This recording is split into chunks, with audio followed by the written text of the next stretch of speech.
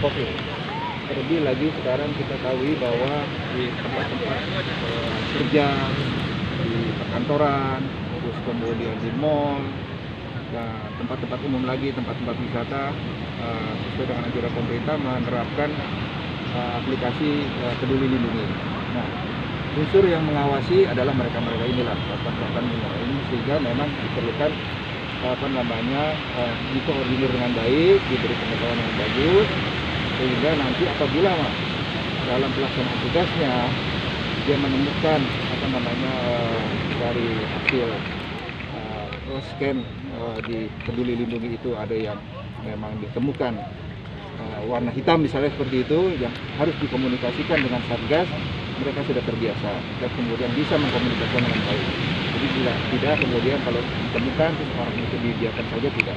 Tapi karena kita merupakan satu kesatuan tugas penanggulangan COVID Provinsi Bali, ini kita mulai dari sekarang, diharapkan dengan pembentukan ini lebih optimal lagi penanggulangan COVID di Provinsi Bali.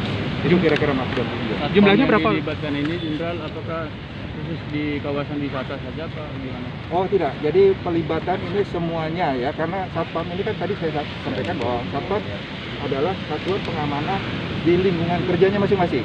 Ada yang dibentuk di perkantoran, ada yang dibentuk di tempat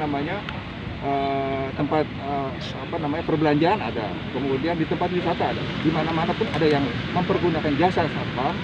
Dia diberi kemampuan atau diberi pengetahuan untuk bisa sebagai juga unsur pelaksana penanggulangan COVID yang akan bekerja sama dengan Satgas dari provinsi. Ini seluruh Bali, ya, seluruh Bali yang tadi saya sampaikan, setiap tempat-tempat yang mempergunakan jasa satpam dia akan menjadi bagian Satgas dari penanggulangan COVID provinsi Bali. Seperti itu. Ada juga yang bertugas mengawasi orang langsung di sini.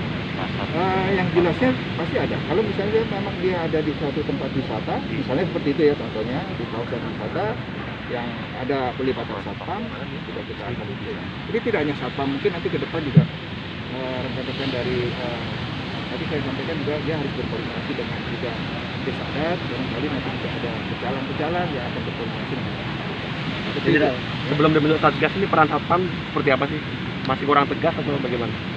Satpam sudah tegas, sesuai dengan fungsi dan tugasnya ya, melaksanakan tugas-tugas keamanan di lingkungan kerjanya masing-masing, melaksanakan tugas-tugas preventif, juga represif secara terbatas ya, dengan terbatas sesuai dengan kewenangannya, kemudian diserahkan kepada tugas polisi ataupun pengamanan lain. Seperti itu, sama ya. Sistem genap ganjil ini juga merupakan kebijakan dari pusat juga ya, kemudian disesuaikan dengan kondisi wilayah masing-masing.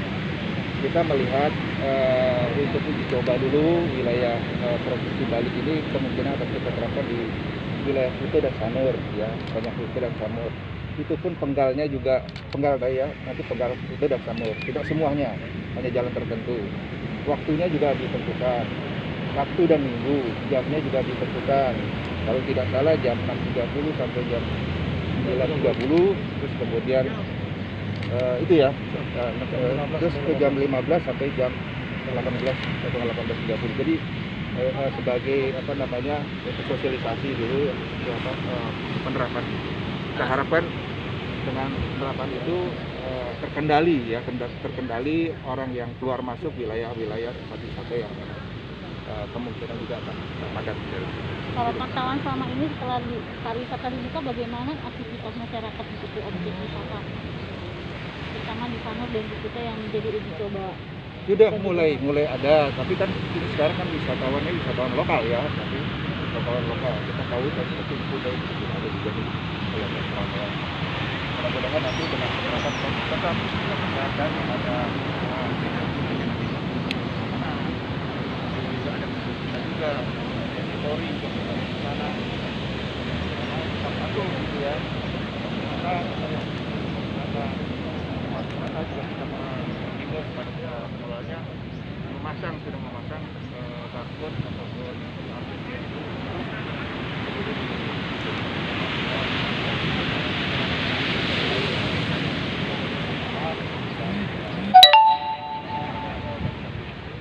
genap itu perlu diberlakukan untuk masyarakat setempat. Prinsipnya orang yang melintasi lewat tempat tersebut. Ya. Memang lewat, misalnya di sini Kuta nih kan, berarti kan tidak hanya orang yang berwisata, mungkin juga orang sedang berkegiatan. Tapi karena memang aturannya adalah penggal jalan ini yang dilakukan untuk ganjil genap, dia harus mengambil. Untuk jamnya juga tertentu kan. Jadi kita tidak menyusahkan masyarakat, tapi juga kita adalah prinsipnya mengatur kegiatan masyarakat supaya lebih tertib. Kapan rencananya mulai buka? Kemungkinan tanggal 25 karena itu kan harus ada sosialisasi, kemudian juga harus ada aturan dari provinsi yang menetapkan sebagai peraturan untuk dilaksanakan.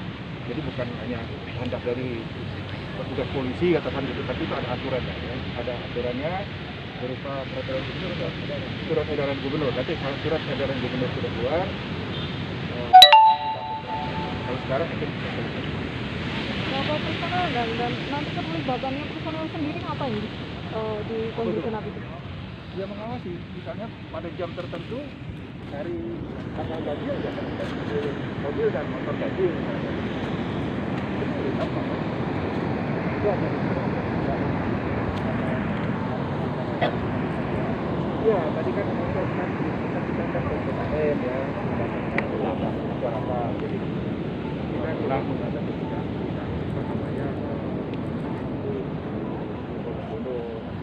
kita atur. Jadi